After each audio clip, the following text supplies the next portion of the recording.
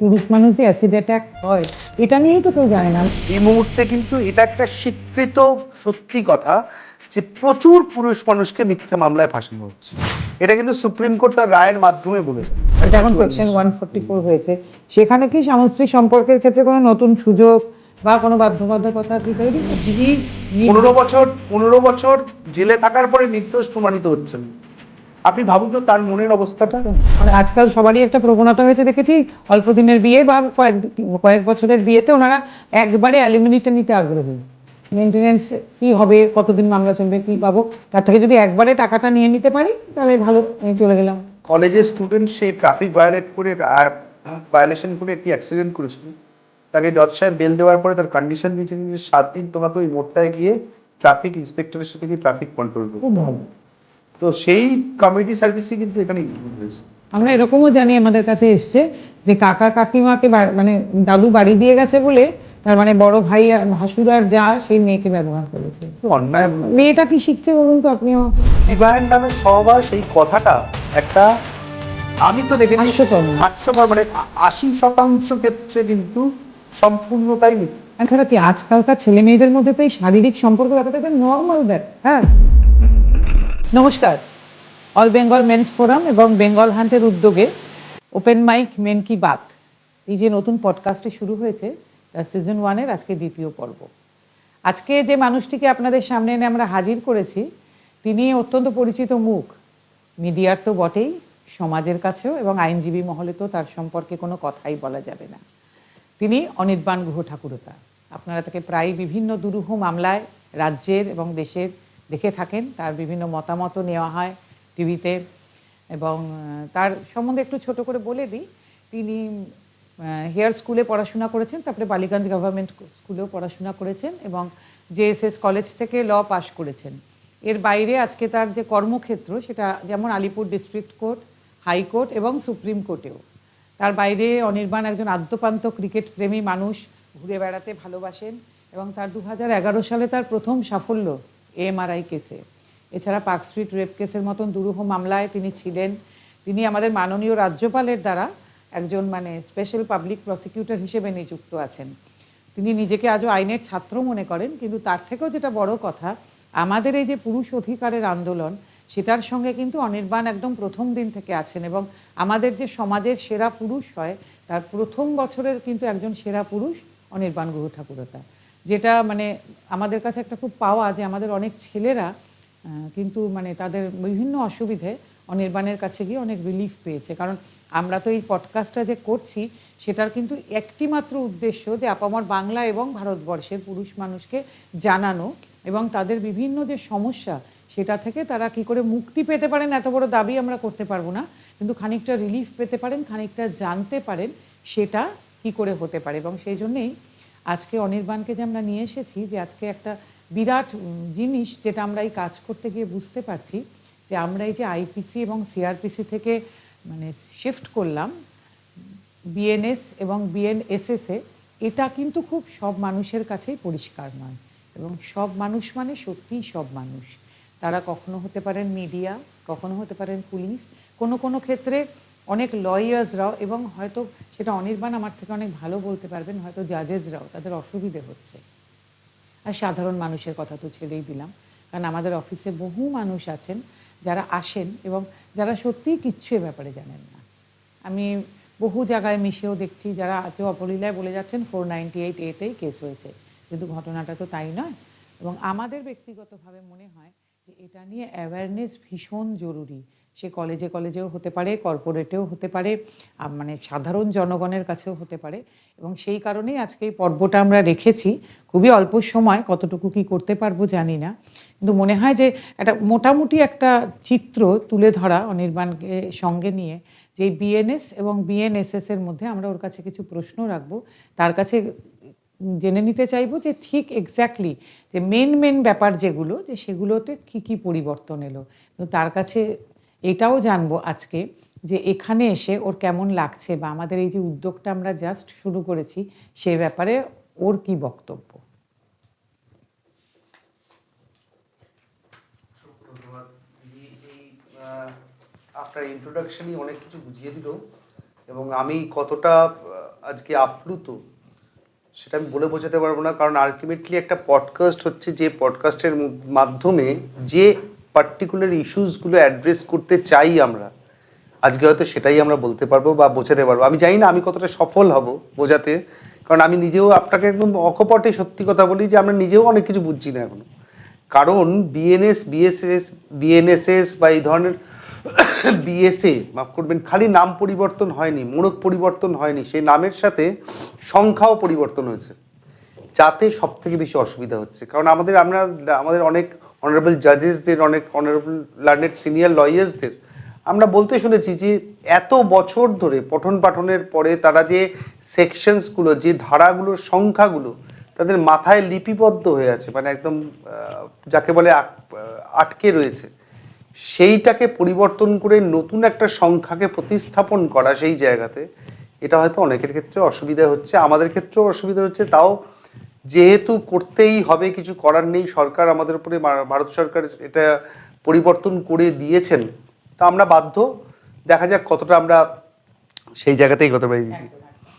আমি প্রথম প্রশ্নে যাব, যেটা আমার মনে হয় যে এই ধরনের একটা জিজ্ঞাসাবাদের মধ্যে প্রথম হওয়া উচিত, যে সত্যি কি বিএনএস বা বিএনএসএস পুরুষ মানুষের জন্য কোনো নতুন সুরক্ষা আনলো, নাকি পুরনো আইনের শুধু নতুন নাম হলো? দেখুন দিদি, আমি আপনাকে অকপটে একটা সত্যি কথা বলি যে বিএনএসএস বা বিএসএ বা বিএসএস, বিএনএসএস সবকটা এই তিনটি আইন যে পরিবর্তন হয়েছে, পরিবর্তনের মধ্যে নতুন যে প্রচুর কিছু পাওনা বা পেয়েছি আমরা তা নয়, কিছু মোড়ক বদল হয়েছে, হ্যাঁ কিছু সংযোজন হয়েছে।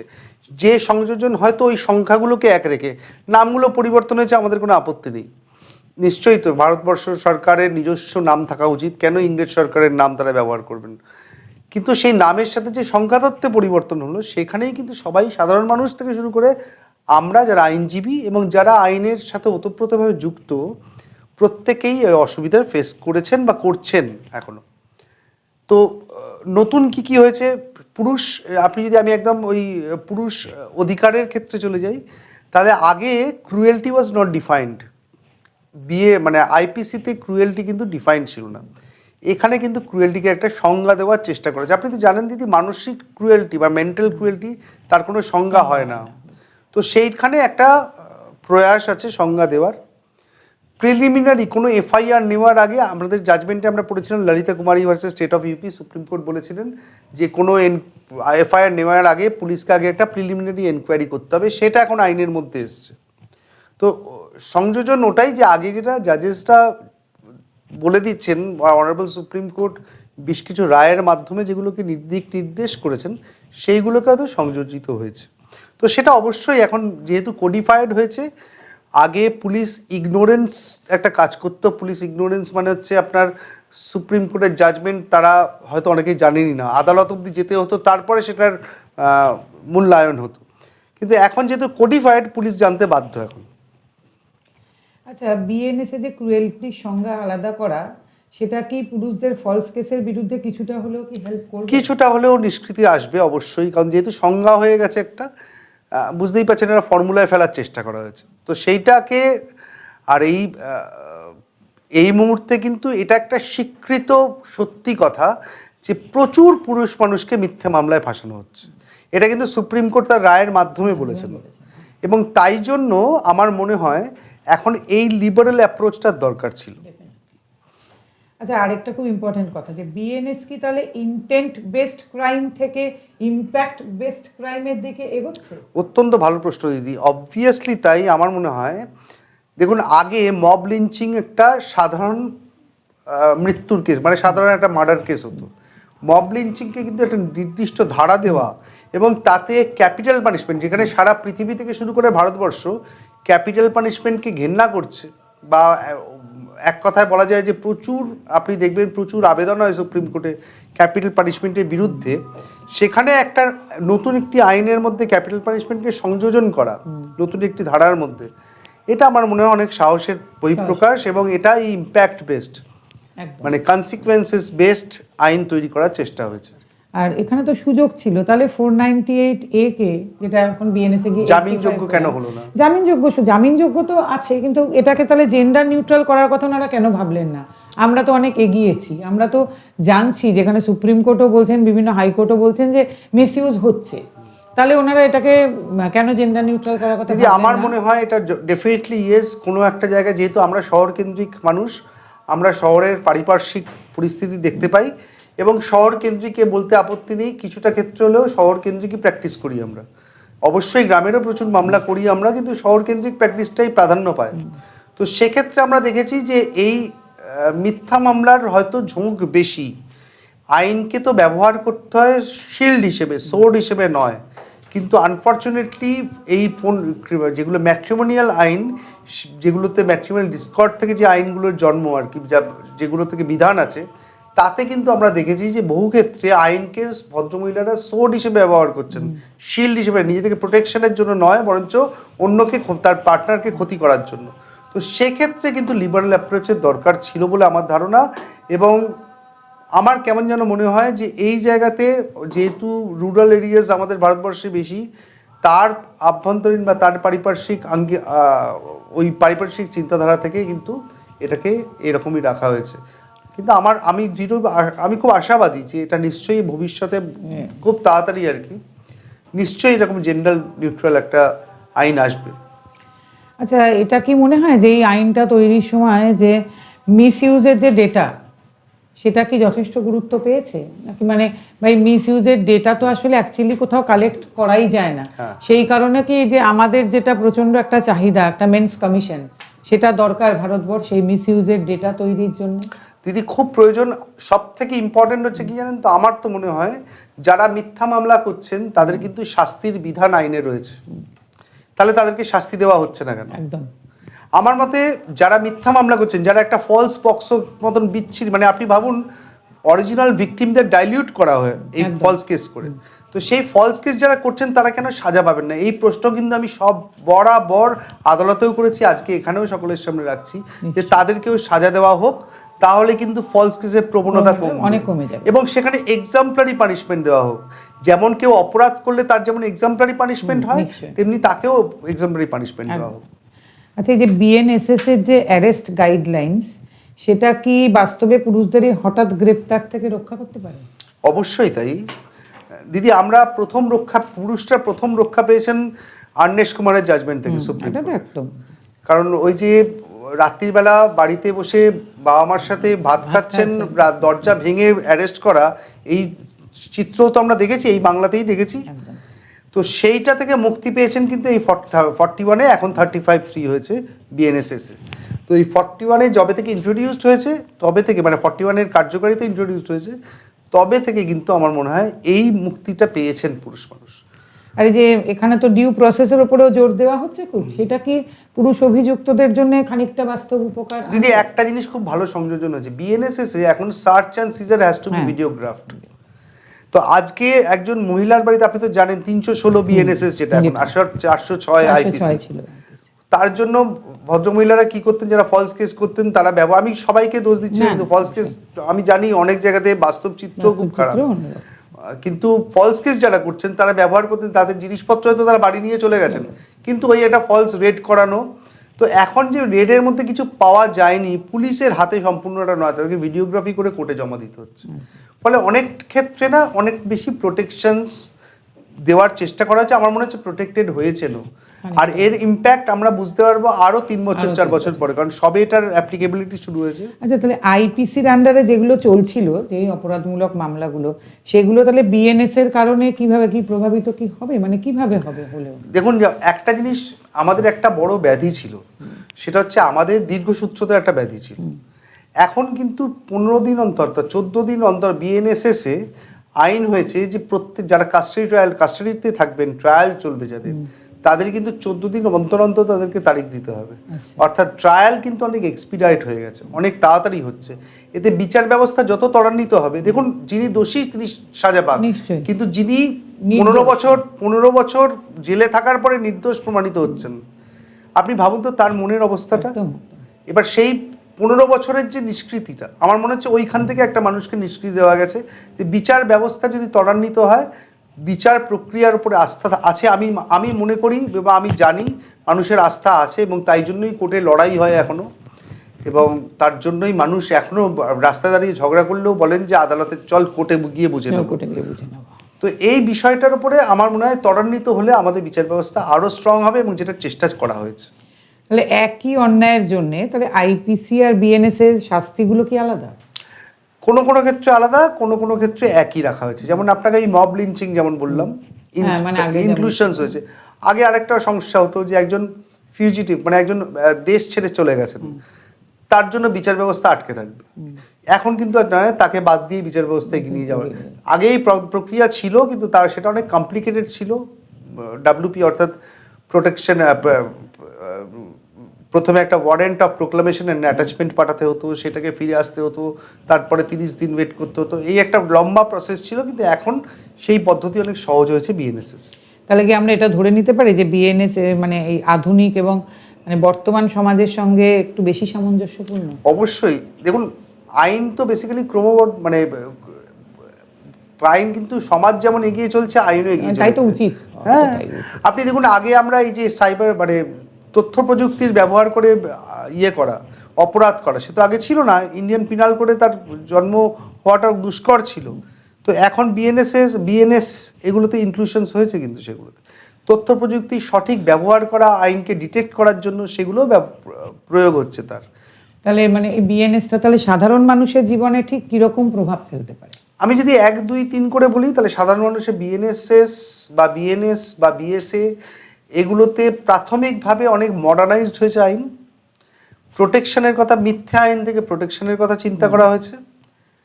অনেক বিচার ব্যবস্থা ত্বরান্বিত হয়েছে। সব থেকে বড় কথা হচ্ছে যে এখানে প্রিলিমিনারি এনকোয়ারি অ্যাড করা, যে কোনো মানুষের নামে একটা এফআইআর করে দেওয়া বা যে কোনো মানুষের নামে একটা কমপ্লেন কেস করে দেওয়া, তার আগে কিন্তু প্রিকগনিজেন্স নোটিশ পাঠানো হচ্ছে এখন। অর্থাৎ তার আগে সে নিজেকে আত্মপক্ষ সমর্থনের একটা সুযোগ পাচ্ছেন, আগে কিন্তু এটা পেতো না।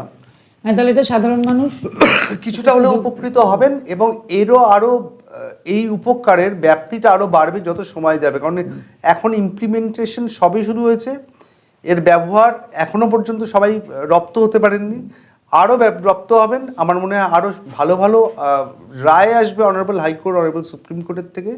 তাতে কিন্তু আরও বিচার ব্যবস্থা স্মুথ হবে। এই যে সেকশন 498-এ যে আইপিসির পরিবর্তে হলো সেকশন মানে 85 আর 86, তো তাহলে এটাকে বিএনএস এটার কি মূল উদ্দেশ্য, এটার কি মানে কেন? দেখুন দিদি, দুটোতে ভাগ করার হচ্ছে মুখ্য উদ্দেশ্য আমার যেটুকু মনে হয়েছে, আগে 498-তে দেখি এক্সপ্লানেশনসগুলো ছিল, তার মাধ্যমে আইনটায় বোঝানোর চেষ্টা করা হয়েছিল। যে এই এক্সপ্লানেশনস কিন্তু গুরুত্ব পেত না। কেন পেত না? কারণ আপনি আইনজীবীর অ্যাঙ্গেল থেকে বা একজন জাজেসের অ্যাঙ্গেল থেকে বাদ দিন, সাধারণ মানুষ কিন্তু এক্সপ্লানেশন অবধি যেতেনই না, ওই উপরে 3টে লাইনই পড়তেন। এখন একটা ধারার ওই 3টে লাইন যে কতটাই গুরুত্ব পেয়েছে, তাই জন্য এটি পরের সেকশনেই ওনারা ওই 3টে লাইনের মাধ্যমে যে এক্সপ্লানেশন ছিল সেটাকেই বোঝানোর চেষ্টা করেছেন। অর্থাৎ গুরুত্ব যদি ওই সেকশনটা প্রত্যেকের মাথাতে তো এই সেকশনটা ঢুকে যায়। যেমন আমরা 420 এখন একটা বাজে কথা হয়ে গেছে, আসলে 420 তো একটা চিটিংয়ের সেকশন, চিটিংয়ের পানিশমেন্ট। তো সেটা তুই 420 করিস না, মানে হচ্ছে যে ওই সংখ্যাটা মানুষের মাথায় ঢুকে গেছে। তো এখানেও কিন্তু ওই সংখ্যাটা আলাদা করে আমার মনে হয় সবাই যাতে সহজভাবে বুঝতে পারেন ক্রুয়েলটি কাকে বলে বা কোনটা করলে 490 হয়, সেটা বোঝানোর জন্যই করা হয়েছে। মানে তাহলে ক্রুয়েলটির সংজ্ঞাটাকে ওনারা এই কারণে আলাদা রাখতে চেয়েছেন। তাহলে এটার এক্স্যাক্টলি প্রভাবটা কি পড়বে দিদি? মানে শুধু 86 কেউ করতে পারে কি না, 85 করতে হবে, 86 এ এক্সপ্লানেশনটা আছে। মানে আপনাকে একসঙ্গে করতে হবে। হ্যাঁ, মানে দুটোকে একসাথে নিয়েই চলতে হবে। 86 এর যে ডেফিনেশনস রয়েছে, সেই ডেফিনেশনসের মাধ্যমে কিন্তু 85-এ কখন একটা মানুষ সাজা পেতে পারেন বা কোনটা 85 অ্যাট্রাক্ট করছে সেটা বোঝানোর চেষ্টা করেছে 86। আচ্ছা, আমি একটা কথা বলি, তো আমাদের কাছে যে বহু পুরুষ মানুষ আসেন, তাদের উপরে তো বহু মেন্টাল ক্রুয়েলটি হচ্ছে। বহু মহিলারা যেটা করছেন, মানে মহিলারা যেটাকে বলেন তাদের উপরে মেন্টাল ক্রুয়েলটি, আমরা তো সেটা বহু পুরুষের উপরে দেখছি। তাহলে তাদের তো সেটা বলার জায়গা তৈরি হচ্ছে না, তারা তো গিয়ে কোথাও 86 বা 85 করতে পারছে। খুব এটা দিদি একদম যুক্তিযুক্ত কথা। মানে এই যে জেন্ডার নিউট্রালনেস, অন্তত এই পার্টিকুলার অ্যাসপেক্টে কিন্তু আসা উচিত। একদম। কেন আসা উচিত? আপনি 498-তে যেমন একজন ভদ্রমহিলা অত্যাচারিত হতে পারেন, 498 কিন্তু বা ওই ধরনের ম্যাট্রিমোনিয়াল ডিসকর্ডের মধ্যে একজন পুরুষ মানুষ অত্যাচারিত হতে পারে। অদ্ভুতভাবে তার জন্য কোনো রিলিফ নেই, কিন্তু তার রিলিফ আপনি 316 মানে 406 আইপিসি হয়তো করতে পারেন, কিন্তু আপনি ডিরেক্টলি 498 বা cruelty to wife, cruelty to husband বলে কোনো আইন নেই। আচ্ছা, আরেকটা কথা বলি তাহলে, এইগুলোর মধ্যে যে শাশুড়ি অনেক সময় অত্যাচারিত হন, ননদ হতে পারেন, তাহলে তারাও তো এগুলো করতে পারেন। সেখানে জিনিসটাকে যখনই আমি বধূ নির্যাতনে ফেলে দিচ্ছি কথাটা বাংলায় যদি, তাহলে তো সেখানে শাশুড়ি ননদের জায়গা থাকছে না। দিদি এইখানে আমরা একটা কাজ করি, এখন কাজ করা শুরু করেছি, সেটা যে শাশুড়ি যখন অত্যাচারিত হন আমরা তাকে দিয়েও একটা ডোমেস্টিক ভায়োলেন্স। হ্যাঁ, মানে এটা তো আমাকে কিন্তু অনেক, মানে যেটা আমার বলা উচিত এখানে, মানে অনেক মহিলা থানার ওসিরা কিন্তু আমাকে এটা বলেছেন যে নন্দিনীদি ওনারা শাশুড়িরা কেন করেন না ডোমেস্টিক ভায়োলেন্স। কিন্তু এই 498 এর বাংলাটা আমরা যখনই বধূ নির্যাতন করে ফেললাম তখন তো জিনিসটা একটু অন্যরকম হয়ে গেল। ওই বধূ নির্যাতনের নির্যাতন থাকুক না, খালি মহিলা নির্যাতন হতে পারে, তাহলে তো আমার মনে হয় যে শাশুড়ি বা ননদ, অনেক সময় তো অনেক ঠাকুমাও আমাদের কাছে আসছেন, কোনো কাকিমাও হতে পারেন, মাসিও হতে পারেন, এরকম নির্যাতিত তো হন, এবং অনেক মাও তো মেয়েদের দ্বারা নির্যাতিত হচ্ছেন, এরকমও আমাদের কাছে এসেছেন। তাহলে সবারই, তাহলে এটাকে বধূর মধ্যে বেঁধে ফেলাটা আমার মনে হয় আমাদের ঠিক নয়, এটা আমার ব্যক্তিগতভাবে মনে হয়। আচ্ছা, বিএনএসএ এই ফাইন ব্যাপারটা কি এখন বাধ্যতামূলক অংশ হিসেবে বিবেচিত? অনেকটা, কিন্তু ফাইনের সাথে আবার কমিউনিটি সার্ভিস অ্যাড হয়েছে, পানিশমেন্টের মধ্যে একটা নতুন জিনিস সংযোজন হয়েছে। কমিউনিটি সার্ভিস মানে এখন বলছে যেমন একটি ট্রাফিক ভায়োলেশন করলে বলছে যে তুমি যাও 4 ঘন্টা গিয়ে ট্রাফিক মেনটেন করো। এটা তো বিদেশের মতন আর কি, যে রাস্তায় কিছু ফেললে তোমাকে রাস্তা পরিষ্কার করতে হবে। এটা কিন্তু একদম ভালো, আমাদের মতো ভালো, কিন্তু আমাদের সেটা মেনটেন করা যাবে কিনা এই নিয়ে আমি খুব চিন্তিত। এই কমিউনিটি সার্ভিস অ্যাড করাটা, এটাতে আমি বাহবা দিচ্ছি এবং আমি একে সাধুবাদ জানাই, কারণ মানুষ অনেক সময় বুঝতে পারেন না, ওই সামান্য কিছু টাকা ফাইন দিয়ে তারা ভাবেন যে আমরা নিষ্কৃতি পেয়ে গেলাম। কিন্তু আমার মতো উল্টোটা হওয়া উচিত। বিদেশে তো এটা শুনেছি যে কিছু ফেললে ওটা তুলে 4 দিন 5 দিন তারপর আবার পরীক্ষা দিতে যেতে হয়, শুনেছি। ওটা কিন্তু অনেক বেশি, এটা অত্যন্ত ইম্পর্টেন্ট। আমরা একবার একটা মামলা করেছিলাম বহুদিন, আমার মনে পড়ে, তখন বিএনএসএস এগুলো আসেইনি। একটি কলেজের স্টুডেন্ট, সে ট্রাফিক ভায়োলেশন করে একটি অ্যাক্সিডেন্ট করেছিল। তাকে জজ সাহেব বেল দেওয়ার পরে তার কন্ডিশন দিয়েছিলেন যে 7 দিন তোমাকে ওই মোড়টায় গিয়ে ট্রাফিক ইন্সপেক্টরের সাথে গিয়ে ট্রাফিক কন্ট্রোল করতে হবে। ভালো, তো সেই কমিউনিটি সার্ভিসই কিন্তু এখানে ইনক্লুড হয়েছে। আচ্ছা, মানে বিএনএসএ যে ক্রুয়েলটির এখন যে পানিশমেন্ট, সেটা কি আইপিসির তুলনায় বেশি কঠোর নাকি আগে ছিল? একই রকমের মনে হয় আমার, কিন্তু আমার মনে হয় ওই যেটা মুখ্য উদ্দেশ্য ছিল বলে আমার ধারণা, সেটা হচ্ছে যে কিছুটা হলেও ফলস কেসকে কন্ট্রোল করা। সেটা আমার মনে হয় এই ক্রুয়েলটি ডেফিনেশন করে এবং প্রিলিমিনারি এনকোয়ারিকে অ্যাড করে বা প্রিকগনিজেন্স হিয়ারিংকে অ্যাড করে সেটা কিছুটা সম্ভব হয়েছে। আর বিএনএসএস এই যে অ্যারেস্ট, ইনভেস্টিগেশন, বেল, এগুলোর জন্য যে মানে হাজবেন্ড এবং তাদের যে ফ্যামিলি, তাদের জন্য কি কোনো প্রসিডিওরে কি কোনো নির্দিষ্ট পরিবর্তন এসেছে? দিদি একটা জিনিস তো পরিবর্তন, যেটা আমি বলছিলাম যে ভিডিওগ্রাফি করার এইটা একটা বড় পরিবর্তন বলে মনে করি আমি। কারণ এখন আর কারুরই একনায়কতন্ত্র, মনোপলি চলবে না আর কি। মানে পুলিশ অফিসারও যদি মনে করেন ওই পেনটা, আমি সবার ক্ষেত্রে বলছি না, কিছু কিছু পুলিশ অফিসার তো এরকম হয়েছে, আমরা ফেস করেছি, যে উনি বলেন যে পেনটা আমি যেদিকে ঘোরাবো সেই দিকেই চলবে আইন। তো সেইটা আমার মনে হয় কিছুটা রেস্ট্রিক্টেড হয়েছে। এখন জাজেসরা ওই ভিডিওগ্রাফি দেখছেন, ভিডিওগ্রাফি দেখে তারপরে মতামত। মানে এটা আমাদের দর্শকদেরও আর কি, সেটা যদি ওনারা তো এটা ভয় পান ভীষণ যে সবসময় এটা হবে না, আজকে এটা হতে হবে, এটা আপনাদেরও আমার মনে হয় জানা উচিত যে আজকাল এগুলো। আমি না বারবার এই জন্য সবাইকে, আমাদের অফিসেও সবাইকে বলি যে আপনারা না বিএনএসএস এগুলো একটু ডাউনলোড করুন, করে একটু পড়াশোনা করুন, করলে কিন্তু আপনারা অনেক কিছু জানতে পারবেন। কিন্তু ওনারা এগুলোতে আগ্রহী নন।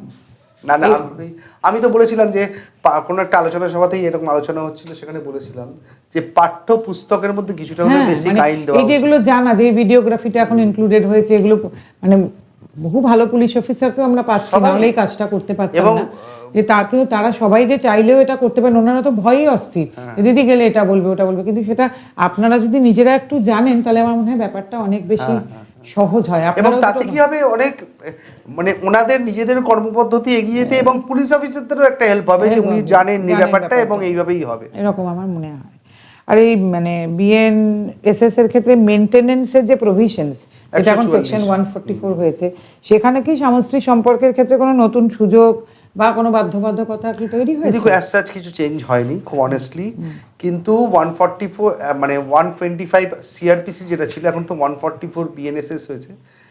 ওই পদ্ধতিগত কোনো পরিবর্তন নেই, কিন্তু আবার বলছি ওই রাজনীশ ভার্সেস স্নেহা আমাদেরকে অনেকটা আলোকপাত করেছেন, ফলস কেস থেকে কিছুটা হলেও নিষ্কৃতি দিয়েছে। এই যে affidavit of assets and liability এখন বাধ্যতামূলক, এর মাধ্যমে মানুষ অনেকটা উপকৃত হয়েছেন। আচ্ছা, এইখানে আমার একটা প্রশ্ন আছে যে আমাদের কাছে বহু ছেলেরা তো আসছেন মেনটেনেন্সের কেস, সেই ক্ষেত্রে তারা অনেক ক্ষেত্রেই বলেন তাদের ওয়াইফরা মেনটেনেন্স চাইছেন কিন্তু আইটিআর জমা দেন না। কিন্তু আমার সামান্য ক্ষুদ্র বুদ্ধিতে আমি যেটুকু বুঝেছি যে যিনি মেনটেনেন্স চাইছেন আইটিআর তাকে আগে জমা দিতেই হবে। কিন্তু বেশিরভাগ ক্ষেত্রে ওনারা বলেন, আমি আবার তেমনি সব লয়ারকেও বলছি না, কারণ আপনাদের মতো লয়ারও আছেন যাদের হেল্প না থাকলে আমরা এখানে আসতে পারতাম না, বলছেন ওনাদের লয়াররা বলেন যে ওনার ওয়াইফ জমা দেবেন না বা দেননি।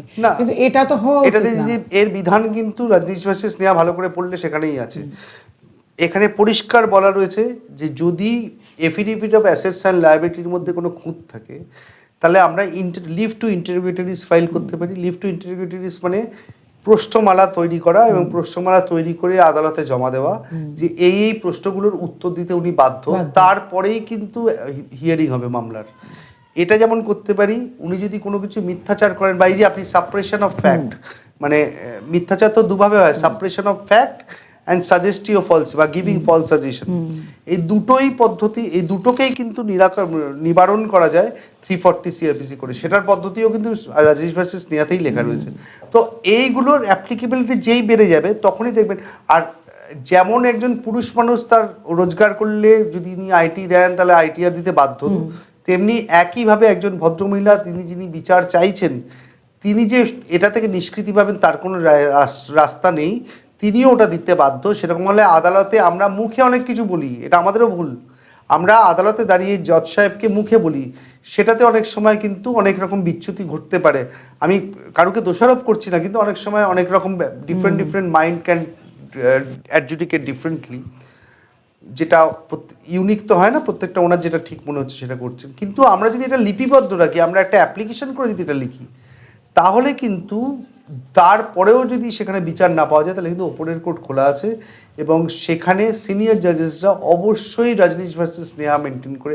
আমরা বহু ক্ষেত্রে দেখেছি, আমি এই ব্যাপারে খুব আশাবাদী যে যদি কেউ আইটিআর না দেন তার বিচার ওনারা পাবেনই, এবং তার জন্য তাদেরকে হয় ইন্টারোগেটরিজ, নয়তো 340, নয়তো ওনারা লিখিত অ্যাপ্লিকেশন জমা করুন এবং ওপরের কোর্টে সেটাকে রিজেক্ট, যদি লার্নেড কোর্ট বিলও রিজেক্ট করেন বা ট্রায়াল কোর্ট রিজেক্ট করলে উনি সেশনস কোর্টে বা হাইকোর্টে যান।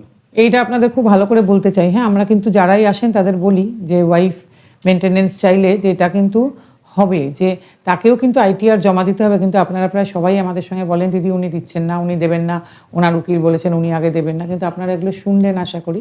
তো এটা মাথায় রাখবেন, হ্যাঁ, যিনি চাইছেন তাকেও কিন্তু এটা জমা দিতে হবে। আচ্ছা, আমরা আরেকটা প্রশ্নের সম্মুখীন খুব বেশি হই যে দিদি মেনটেনেন্স কত হতে পারে, মানে এর কি কোনো স্ট্রিক্ট রুলস আছে যে এত টাকা মাইনে পেলে এত মেনটেনেন্স হতে পারে? দিদি আনফরচুনেটলি এরকম কোনো স্ট্রেট জ্যাকেট ফর্মুলা নেই, কিন্তু 1/3, এটা একটা মুখে একটা কথা আছে যে 1/3 অফ হিজ ইনকাম এটা হতে পারে যদি না ভদ্রমহিলা। দেখুন, এই মেনটেনেন্সের জন্মটা, এইটা আমাদের মনে হয় কি আমরা একদম রুটে যাই। মেনটেনেন্সের জন্মটা কোথায়? জন্ম হচ্ছে যে তার বেসিক নিডস সে পূরণ করতে পারছে না, মানে she is in a vagrant or destitute condition. Vagrant lady, তিনি তার বাচ্চাদের নিয়ে অসহায় হয়ে গেছেন। সেই অসহায়তা না থাকলে মেনটেনেন্স ইন্টারিম কেন? অসহায়তা থাকলে নিশ্চয়ই ইন্টারিম পাবে, কিন্তু অসহায়তা না থাকলে তুমি ফাইনালি সাক্ষী করে, আপনি একটা প্রবণতা দেখেছেন ইন্টারিম হওয়ার পরে, ইন্টারিম মেনটেনেন্স কেউ পাওয়ার পরে, ভোগ করার পরে, আমি প্রচুর ক্ষেত্রে দেখেছি তিনি আর আসল মামলাটাতে সাক্ষী দিতে আসেন না।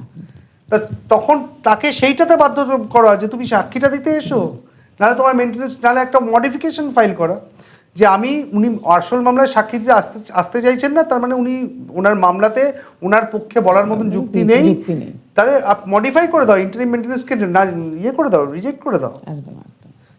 আচ্ছা, আরেকটা প্রশ্ন করতে চাই আপনাকে যখন পেয়েছি, এই মেনটেনেন্স আর অ্যালিমনি, এটাও লোকে ঠিক বোঝেন না। যে আজকাল সবারই একটা প্রবণতা হয়েছে দেখেছি, অল্প দিনের বিয়ে বা কয়েক বছরের বিয়েতে ওনারা একবারে অ্যালিমনিটা নিতে আগ্রহী। মেনটেনেন্স কি হবে, কতদিন মামলা চলবে, কি পাবো, তার থেকে যদি একবারে টাকাটা নিয়ে নিতে পারি তাহলে ভালো, আমি চলে গেলাম। দিদি, আমি আমার ব্যক্তিগত অভিজ্ঞতা থেকে বলছি, 98%, আমি দায়িত্ব নিয়ে বলছি এটা, 98% আমি যে কটা মামলা করেছি তার 98% মামলা কোনোদিন ট্রায়ালের মুখ দেখেনি। 98% মামলায় কিন্তু কিছুদিন একটা প্রেশার ট্যাকটিস, একটা বল গেম চলে, মাইন্ড গেম চলে দুপক্ষের মধ্যে। তারপরে একটা নেগোসিয়েশনের টেবিল একদম, চলে আসে, একদম, একদম। এবং তারপরে একটা টাকার, মাছের বাজারে যেমন মাছের দাম একদম, ওঠানামা করে, একদম। ঠিক টাকার দামটা ওঠানামা করে, কোনো একটা জায়গাতে গিয়ে সেট হয় Set টাকাটা, তারপরে মিউচুয়াল কনসেন্টে ডিভোর্স হয়। মানে অর্থাৎ এই পদ্ধতিগুলো, এই যে 125 মানে 141 এখন, বা এই 498 যখন এখন 85, এই পদ্ধতিগুলোই তার মানে ব্যবহৃত হয়েছিল, ওই যেরকম আইনকে সোর্ড হিসেবে ব্যবহৃত হয়েছিল ওই নেগোসিয়েশনের টেবিলে কার পাল্লা ভারী থাকবে সেটার জন্য। তো এই পদ্ধতিটাকে আমি অত্যন্ত অত্যন্ত খারাপ চোখে দেখি, এবং তার জন্য যখনই কোনো এরকম মেনটেন্যান্সের মামলা হয় বা এরকম হয়, যারা 490 করেন, আমি সবসময়, এটা আমার ব্যক্তিগত প্র্যাকটিসের কথা বলছি, আমি সবসময় সেই মামলাতে খুব তাড়াতাড়ি ট্রায়াল করে এই ভদ্রমহিলাকে জেরা করতে চাই। কারণ এই ভদ্রমহিলাকে জেরা করলেই, যদি মিথ্যা মামলা হয়, যদি সত্যি মামলা হয়, অবশ্যই উনি বিচার পাবেন, আমি কখনোই তার বিরোধী নই, কিন্তু যদি মিথ্যা মামলা হয়, ঝুলি থেকে কিন্তু বেড়ালটি বেরিয়ে আসবে। এটা কিন্তু আমি সবসময় আমরাও বলছি যে নিশ্চয়ই অনেক মহিলা আছেন যাদের দরকার, অস্বীকার করছি না, হয়তো তারা ওষুধটাও কিনতে পারছেন না টাকা না হলে, কিন্তু এই মিথ্যে মামলার সংখ্যা এত বেড়ে যাচ্ছে না, যার ফলে যাদের সত্যিই দরকার তারা কিন্তু পেছনে পড়ে যাচ্ছেন, তাদের কথা কেউ শুনছেন না। সত্যি তাই, খুব দুঃখের, খুব এর দুঃখের, থেকে খুব দুঃখের। আচ্ছা, আরেকটা প্রশ্ন এখানে করতে চাই, এর মতো হতে পারে যে অনেক কোনো স্ত্রী অনেক টাকা মাইনে পান, কিন্তু স্বামীটির হয়তো চাকরিই চলে গেছে, তাহলে তিনি কেন মেনটেনেন্সের মামলা করতে পারবেন না? মানে পারেন তিনি এক ক্ষেত্রে, যদি হিন্দু ম্যারেজ অ্যাক্টে যদি হয়, তাহলে সব ছেলেকে এখন এটা বুঝতে হবে যে আমি হিন্দু ম্যারেজ একটা বিয়ে করবো নাকি বিয়ের সময়? খুব আনফর্চুনেটলি আমাদের ওই equality before law and equal protection of law এর কথা বলা আছে, এটা আমাদের ফান্ডামেন্টাল রাইট, কিন্তু ওখানে আবার রিজনেবল ক্লাসিফিকেশন বলে একটা কথা বলা আছে। আপনি দেখবেন একটি বাসের মধ্যে মহিলা সিট থাকে, আমি খারাপভাবে নেবেন না, আমি কারোকে ছোট করছি না, কিন্তু ওখানে শিশুদের সিট কোনোদিন থাকেনি, আমি দেখিনি কোথাও যে শিশু লেখা রয়েছে। আবার কোথাও পুরুষ মানুষ লেখা নেই, হ্যান্ডিক্যাপ লেখা নেই। তা এই যে বায়াসনেস, অর্থাৎ কোনো ভদ্রমহিলাদেরকে বসতে দেওয়া, যদিও আমাদের পশ্চিমবাংলার মেয়ে রিচা দাস, তিনি ওয়ার্ল্ড কাপ জিতছেন, কিন্তু তিনি একটি বাসে গিয়ে স্পেশাল সিট পাবেন। আপনি বৈষম্যটা চিন্তা করুন একটু। একদম। কিন্তু আমাদের একটি অত্যন্ত রুগ্ন, সে হয়তো প্রতিবন্ধী নয়, একটি রুগ্ন ছেলে, তাকে কিন্তু বাসে দাঁড়িয়েই যেতে হবে মহিলাদের সিট খালি থাকলেও। তো এই যে রিজনেবল ক্লাসিফিকেশনসের মধ্যে এগুলো ইনক্লুশন, আমার মনে হয় এগুলো আদালতে বারবার অ্যাপ্লিকেশনের মাধ্যমে প্রতিস্থাপন করলে হয়তোটা কিছু নিরাকরণ হবে। যেটা দিয়ে আলোচনা শুরু হলো, এই যে যেখানে পুরুষরাও মেনটেনেন্সের দাবিদার হতে পারেন, আনফর্চুনেটলি তাদের কোনো আইন নেই যদি হিন্দু ম্যারেজে একটা তাদের বিয়ে না। তাও ছেলেরা তো করতেও চান না, এক তো বেশিরভাগ ছেলে জানেনই না, আর যে দু চারজন জানেন তাদের আবার লজ্জা। দিদি, আমাদেরকে মনে হয়, এই আমি ছেলে বলে বলছি, আমি ছেলে মেয়ে আলাদা করছি না, কিন্তু আমি মনে হয় আমাদের ছোটবেলা থেকে শেখা হয় যে হাত কারুর কাছে গিয়ে পাতবে না, এটা একটা আত্মসম্মানের বিষয় হয়ে যায়। কিন্তু আমি জানি না কেন, আমার দিদিকেও কি একই জিনিস শেখানো হয়েছিল তো, কিন্তু তারপরে আমার দিদির মতন বা আমার বোনেদের মতন আরও পশ্চিমবাংলার প্রচুর মহিলা, তাদেরকেও একই জিনিস শেখানো হয়েছে। কেন তারা সেখান থেকে বিচ্যুত হন? মিথ্যা মামলার জন্য। আবার বলছি, যারা সত্যি মামলা করছেন তাদের প্রতি আমার সম্পূর্ণ সহানুভূতি, একদম, আমাদেরও তাই। অথচ এমন অনেক মহিলাকে জানি যারা মামলা করতে পারলেনই না, সারা জীবন অত্যাচারিত, হ্যাঁ, বলতেই পারলেন না কোনোদিনও, অনেক কিছু মহিলাকে তো জানি। এখনো তো প্রচুর আমরা পাই মামলা যে উনি 5 বছর পরে এসছেন, এতদিন অত্যাচার সহ্য করে গেছেন। তো সেগুলো দুঃখজনক খুব, কিন্তু যেখানে মিথ্যা ব্যবহৃত হচ্ছে, আমার মনে হয় সেখানেও একটা এক্সাম্পলারি পানিশমেন্ট দেওয়া উচিত। একদম, নিশ্চয়ই। এটা তো আমরা আগাগোড়া বলছি যে মিথ্যে মামলা হলে সেরকম পানিশমেন্ট হোক, সব কিছুতে, সে রেপেই হোক, আর কর্পোরেটে সেক্সুয়াল হ্যারাসমেন্টই হোক, এমনি মানে 498 বা 85 হোক, যাই হোক, পক্সোতে তো বটেই। মানে আপনি ভাবুন তো, একটা পক্সো, একটি বাচ্চাকে, বাড়িওয়ালা ভাড়াটের ঝামেলায় একটি বাচ্চাকে ব্যবহার করা হচ্ছে। বেশি আমি ওই বাচ্চাটির বাবা মার কথা চিন্তা করছি যে তারা বাচ্চাটাকে কি বাজে ভাবে কি শেখাচ্ছে। আমরা এরকমও জানি, আমাদের কাছে এসছে যে কাকা কাকিমাকে মানে দাদু বাড়ি দিয়ে গেছে বলে, তার মানে বড় ভাই ভাসুর আর যা, সেই মেয়েকে ব্যবহার করেছে। কি অন্যায় বলুন। মেয়েটা কি শিখছে বলুন তো আপনি আমাকে? এবং মেয়েটি মানে নিজেকে একটা মাংসপিণ্ড মনে হবে ভবিষ্যৎকালে, কি শিখবে ও? মানে আমি তো অবাক হয়ে যাই। এবং এতে না অরিজিনাল ভিকটিম যারা, তাদের যে অধিকার, সেটা ডাইলিউট হয়ে যাচ্ছে। এটা কেউ বুঝতে পারছেন না। আমি এটা, এই যে আজকে একটা পড়লাম ইউটিউবে, যে একটি ব্যাঙ্গালোরের বোধহয় একটি অফিসে জিজ্ঞেস করা যে মেয়েদেরকে, যে তোমরা মেয়ে ম্যানেজার চাইছো না ছেলে ম্যানেজার চাইছো, সব মেয়েরা কিন্তু মেল ম্যানেজারের দিয়ে বলছে যে আমরা মহিলা ফিমেল ম্যানেজার চাইছি না, তাহলে মেয়েরাই আপনারা কোথায় নিজেদেরকে নিয়ে যাচ্ছেন? কি অদ্ভুত। আমরা এখনো পর্যন্ত সেই জায়গাতে কেন উত্তীর্ণ হতে পারছি না আমি ঠিক জানি না, কিন্তু আমি খুব আশাবাদী দিদি, আপনাদের মতন দিদিরা আছেন, আমি আপনার সংস্থার অত্যন্ত একজন ফ্যান বলতে পারেন আপনার, তো আমার ডেফিনেটলি আমরা আশাবাদী নিশ্চয়ই কোনো না কোনো দিন আসবে যেখানে সবার সমান অধিকার তৈরি হবে। আচ্ছা, আরেকটা কথা জিজ্ঞেস করি, যে বিএনএস এবং বিএনএসএস এর মামলায় যে ভিকটিম প্রোটেকশন আর মানে প্রসিডিউরাল সেফগার্ডস, এটা কি আগের থেকে এখন স্পষ্টভাবে ভিন্ন হয়েছে? দিদি একই রকম আছে, কিন্তু আগে কোডিফাইড ছিল না, এখন কোডিফাইড হয়েছে, সংযোজন হয়েছে অ্যাসিড অ্যাটাকের। হ্যাঁ, তো এইগুলোতে কম্পেনসেশনের বিষয়টা এগুলো কিন্তু সংযোজিত হয়েছে এবং এগুলোর ইমপ্লিমেন্টেশনও এই যে অ্যাসিড অ্যাটাকের কথা বলি, পুরুষ মানুষ যে অ্যাসিড অ্যাটাক হয় এটা নিয়েই তো কেউ জানে না। আমি যখন পুরুষ মানুষ তো সবাই আকাশ থেকে পড়েন, কি বলছেন আপনি? ডেফিনেটলি পুরুষ মানুষ তো ভিকটিম হতে পারে না অ্যাসিড অ্যাটাকের, কেন হতে পারে না? 37% প্রিসাইজলি ভারতবর্ষে। তো যাই হোক, সেটা তো বেশিরভাগ লোক জানেনই না, আসলে আমাদের অজ্ঞানতাটাও এত বেশি। আরেকটাও আমি একটু আমরা যদি ভিকটিম মানেই না, চোখ বন্ধ করে ভিকটিম মানি, এটা মহিলাকে ভেবে কনস্টিটিউশন আমাদের আইপিসি সিআরপিসি শিখিয়েছে ভিকটিম মানে মহিলা, মানে মহিলারা যে প্রিডেটর হতে পারেন এটা আমরা কোনোদিন মানে ভিকটিম কথাটা ভি মানে ভি ফর মানে ভি যেন এটা কিন্তু মেয়েদের জন্য জি দিয়ে শুরু হয়েছে। খুব যে আপনাদের, আমি তো বলি দুধ ভাত করেই রেখে দেওয়া হলো যে আপনারা শুধু ভিকটিম, এরকম কেন হবে?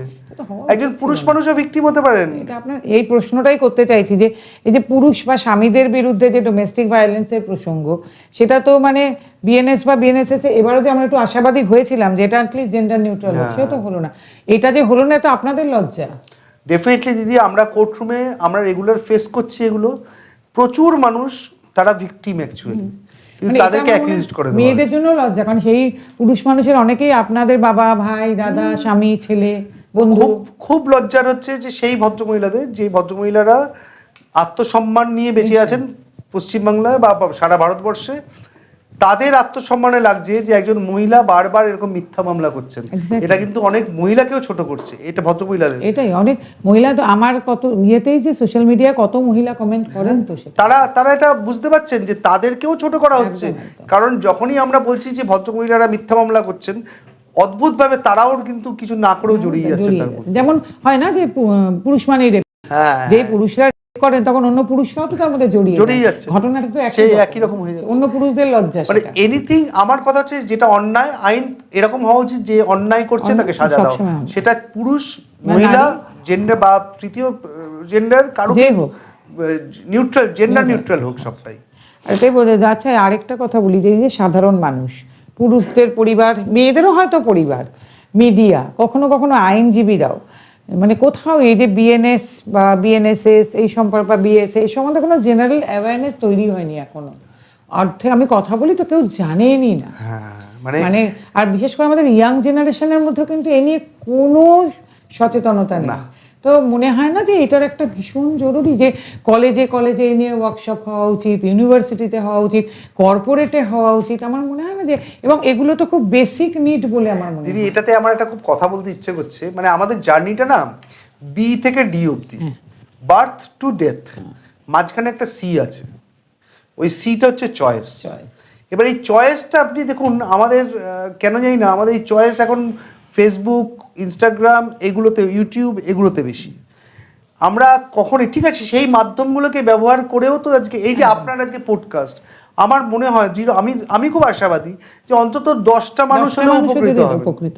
তো তাতে যদি উপকৃত হন, সেই প্রচেষ্টাটা বারবার করা উচিত। দিদি আপনার এই প্রচেষ্টাকে আমি এই জন্যই সাধুবাদ জানাচ্ছি যে আপনি কিন্তু আজকের মাধ্যমে, আজকের ভাষায়, মানে আজকের মাধ্যমে তাতেও কিন্তু একটা প্রচার, এই সঠিক জিনিস প্রচার করা। হ্যাঁ, কারণ আমি যখন এই পডকাস্টের কথাটা বললাম, আমাকে এরকম অনেকে বলেছিলেন যে এটা যদি, মানে আমি যেহেতু পুরুষ মানুষের জন্যই পডকাস্টটা করতে চেয়েছি, তো এরকম প্রস্তাবও পেয়েছিলাম আমি যদি সেলিব্রিটি পুরুষ মানুষ নিয়ে আসি, যা সেলিব্রিটি আপনারাও কিন্তু মানে আক্ষরিক অর্থে এন্টারটেনমেন্ট বলতে আমলাম, কিন্তু আমি এই কাজ করতে এসে বুঝেছি আপামর পুরুষ মানুষ বাংলা এবং ভারতবর্ষের যারা বিশেষ করে অসুবিধার মধ্যে দিয়ে যাচ্ছেন, তাদের কাছে কিন্তু সবচাইতে বেশি জরুরি হচ্ছে লিগ্যাল কথাবার্তা। লিগাল হেল্প এবং লিগাল অ্যাওয়ারনেস, তারা কিন্তু, কারণ এটা তাদের বেসিক নিড, যারা বিশেষ করে অসুবিধার মধ্যে আছেন তারা এগুলো জানতে চান। তা মানে মানুষের যেরকম বেসিক নিড না, রুটি কাপড়া আর মকান, এগুলো হয়ে যাওয়ার পর মানুষ এন্টারটেনমেন্টে যায়, গান বাজনা করে, কবিতা লেখে, সাহিত্য সংস্কৃতি, খেলাধুলা, যতক্ষণ এগুলো না মিটছে তাতে ওগুলোতে নজর থাকে না। তেমনি আমি এতদিন কাজ করে বুঝেছি যে আমাদের কাছে এত নির্যাতিত পরিবার আসেন, এত অসুবিধায় পড়ে থাকা পরিবার, তাদের কাছে না এগুলো নিয়ে পডকাস্ট করতে গিয়ে আমার কোনো লাভ নেই। ঠিক ঠিক। আমি আজকে কোনো সুপারস্টারকেও নিয়ে আসতে পারি, গায়ককেও আনতে পারি, সব করতে পারি, কিন্তু তাতে না আমার কোনো লাভ হবে না। কারণ আমি যাদের জন্য করতে চাই, আমরা তো এটাই করতে চেয়েছি সবসময়, পুরুষ মানুষ এবং তাদের পরিবার, তাদের কাছে আজকে আপনাদেরকে আনলে আমরা যেই জিনিসটা দিতে পারবো, এনাদেরকে আমি কাউকে ছোট না করেই বলতে চাই, তাদেরকে না আমরা সেই প্রার্থিত জায়গাটায় পৌঁছতে পারবো না। আমি জানি আজকে আপনি যখন এই কথাগুলো বলছেন আরো কতগুলো মানুষ শুনছে বা উপকৃত হচ্ছে, তো আমার তো সেইটা থাকা উচিত যে আমি যেই কাজটা করি সেই জেনারেল অ্যাওয়ারনেস। না, আমি ওই জন্য আপনার প্রচেষ্টাকে অত্যন্ত সাধুবাদ জানাই।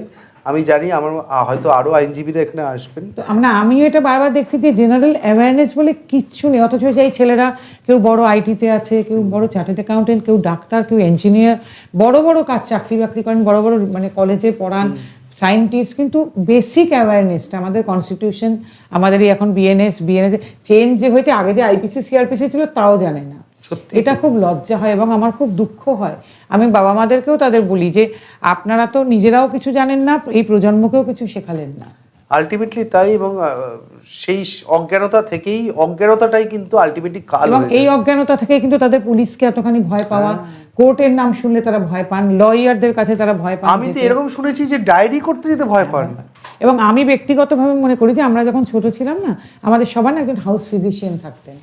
কিছু একটা হলে, জ্বর হলে, ডায়রিয়া হলে, শরীর মিনিমাম একটা শরীর খারাপ হলে যেতাম। আজকাল তো সবেরই স্পেশালিস্ট হয়েছেন, তো আমাদেরও কিন্তু সবার ছিল। তেমনি সবার না একটা হাউস লয়ার থাকা উচিত। তিনি যেরকম হয়তো সিভিলেরই থাকুন, কিন্তু তিনি অ্যাটলিস্ট বলে দিতে পারবেন কার কাছে যেতে হবে।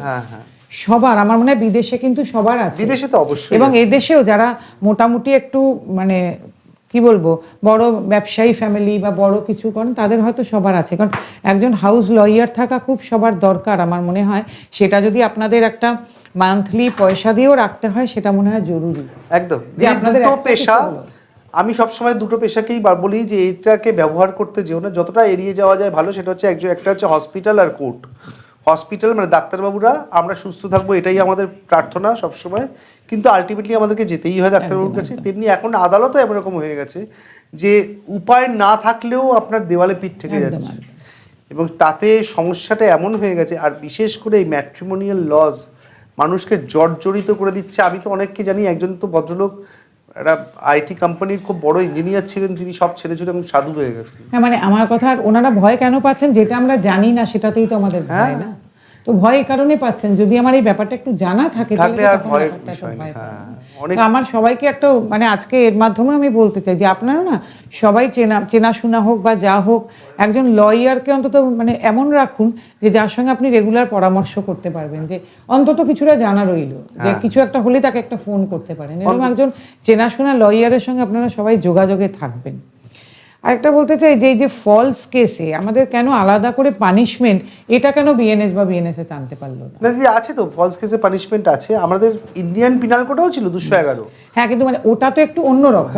আমাদের কিন্তু ডাইরেক্টলি ফলস কেস করলে মানে আমাদের অনেক ছেলেরা এসে কেস জেতার পরে বলে দিদি একটা করতে চাই, কিন্তু ওটাও তো একটা লম্বা। কিন্তু এখানে যেমন আজকে একটা রেপ, তার জন্য একটা পানিশমেন্ট আছে, কিন্তু একটা ফলস রেপ একটা পুরুষ মানুষের জন্য তো একটা রেপ হওয়ার থেকে কিছু খারাপ সবকিছু, তাহলে তার জন্য কেন তৎক্ষণাৎ কেন হবে না? ডেফিনেটলি আপনি একদম সঠিক যুক্তিযুক্ত কথা, এবং এটার অবশ্যই প্রতিকার থাকা উচিত। কিন্তু আমি দেখেছি, আমি মোস্ট প্রবাবলি খবরের কাগজে পড়েছিলাম, উত্তর দিনাজপুরের একজন জজ সাহেব, তিনি একটি ফলস কেস করাতে একজন ভদ্রমহিলাকে কিন্তু হেভি কম্পেনসেশন এবং অনাদায়ে জেল করেছেন, এবং এখন কিছুটা কয়েকটা দেখছিলাম হচ্ছে। কিন্তু আমার মনে হয় এটা না আমাদের এর মধ্যে থাকা উচিত যে যে কেউ একটা ফলস কেস করবেন সঙ্গে সঙ্গে। আমাদের এখানে এই ধরনের জিনিসে পুরুষ মানুষের তো কেস করা জায়গা খুব কম, তাই না? তো কাজেই আমার মনে হয় ফলস, আর এটা হলে না যেমন এই প্রবণতাটাও অনেকটা কমে আসে, খুব কমে আসে। এবং ফলস কেসের যদি এই যেমন একটি যেখানে আপনার লাভ রিলেশনশিপ ম্যাচিওর করছে না, ভবিষ্যতে গিয়ে অ্যাক্ট অফ ভেঞ্জেন্সে একটা ফলস রেপ কেস দিয়ে দিচ্ছে, বিবাহের নামে সহবাস। এটা তো মানে একটা সাংঘাতিক বড় একটা সমাজের ব্যাধি হয়ে দেখা দিয়েছে। আপনি ভাবুন তো 5-6 বছর একসাথে তারা সময় কাটালেন, এদিক ওদিক একা সব জায়গাতে তারা একসাথে নিজেদের মানে অ্যাজ ইফ ম্যারিড কাপল তারা ঘুরে বেড়ালেন, ঠিক সময় তার মধ্যে একটা বিভেদ সৃষ্টি হলো, সঙ্গে সঙ্গে একটা কেস করে দিলেন এবং সেই ভদ্রলোককে হাজতবাস হয়ে যাচ্ছে।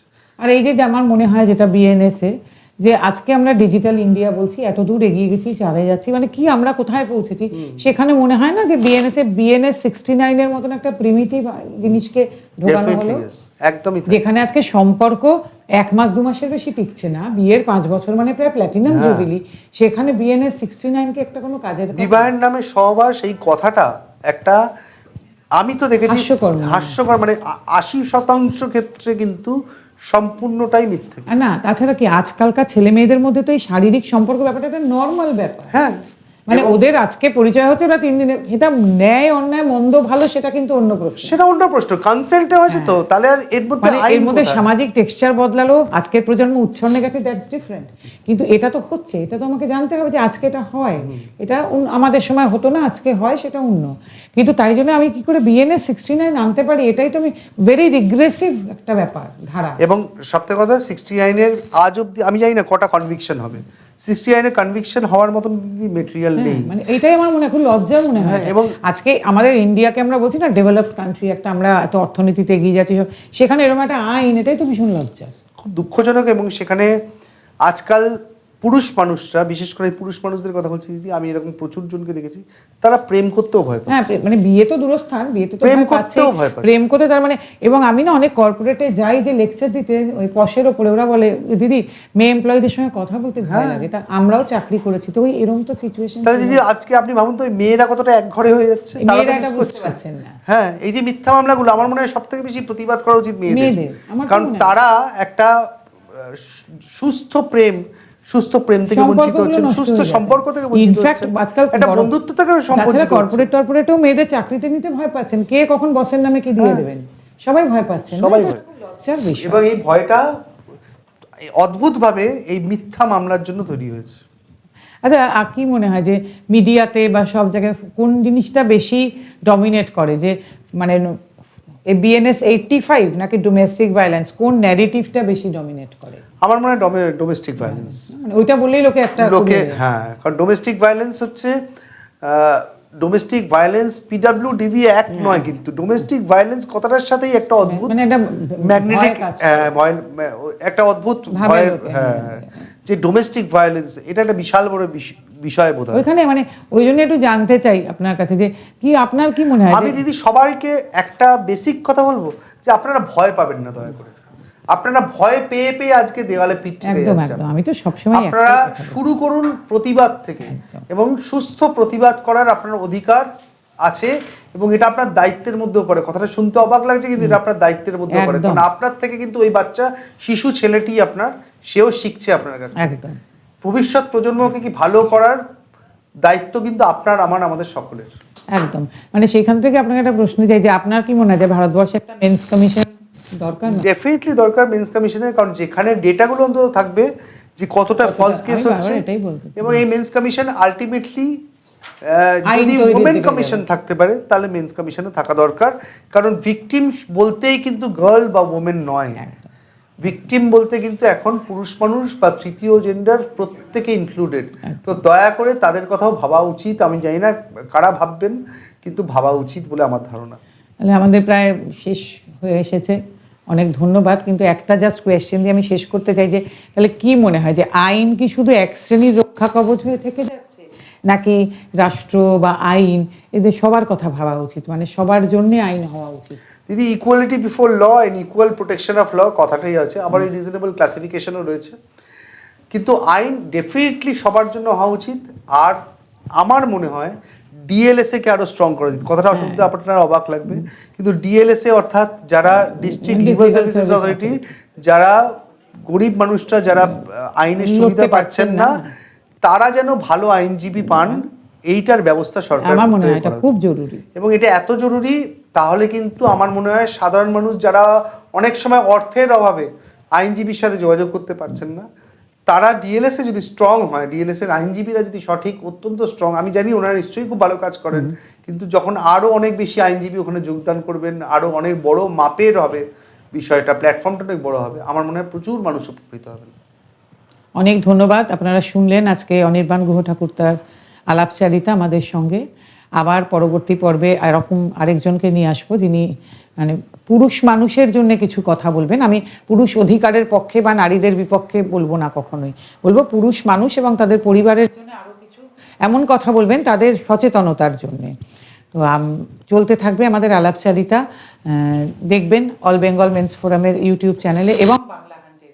চাইবো আপনারা সবাই সাবস্ক্রাইব করুন এবং আমাদের একটাই প্রচেষ্টা থাকবে যাতে আপামর বাংলা এবং ভারতবর্ষের পুরুষ মানুষকে আমরা অন্তত এই ব্যাপারগুলো নিয়ে সচেতন করতে পারি যে আইন, কনস্টিটিউশন, দেখুন আইন নেই পুরুষ মানুষের জন্য সেভাবে আমরা জানি, কিন্তু যেগুলো আছে তার মধ্যে থেকে সেটা আমরা কিভাবে ব্যবহার করতে পারি এটা আমাদের একমাত্র চাওয়া, যে সেটাকে আমরা এগিয়ে নিয়ে যাব। আর এই প্রসঙ্গে বলতে চাই যে আমাদের এই যে পডকাস্টটা চলছে তাতে কিছু কিছু মানুষও আমাদের সঙ্গে এগিয়ে এসেছেন বিভিন্ন গিফট নিয়ে, তার মধ্যে আমরা তাদের কথাও বলবো, আমরা কিছু উপহার আমাদের অতিথির হাতে তুলে দেবো। আন্তরিকভাবে কৃতজ্ঞ আমাদের এই পডকাস্টে যারা আমাদের সঙ্গে অ্যাসোসিয়েট হিসেবে রয়েছেন তাদের প্রতি। সঙ্গে রয়েছেন মুখরোচক, কেসি দাস, ভূতের রাজা দিল বর, স্কিন বি, সানফ্লাওয়ার এবং আরবিআর স্কিল একাডেমি। এছাড়াও অসম্ভব কৃতজ্ঞ বাংলা হান্টের কাছে তাদের সব রকম সহযোগিতার জন্য। ধন্যবাদ। পরবর্তী পর্বে আবার সঙ্গে থাকবেন, নিয়ে আসছি একেবারে একটি নতুন পর্ব, নতুন ভাবনা, নতুন মানুষ। চ্যানেলগুলো সাবস্ক্রাইব করবেন, অল বেঙ্গল মেন্স ফোরাম এবং বাংলা হান্ট। দেখা হবে, সবাই খুব ভালো আর সুস্থ থাকুন।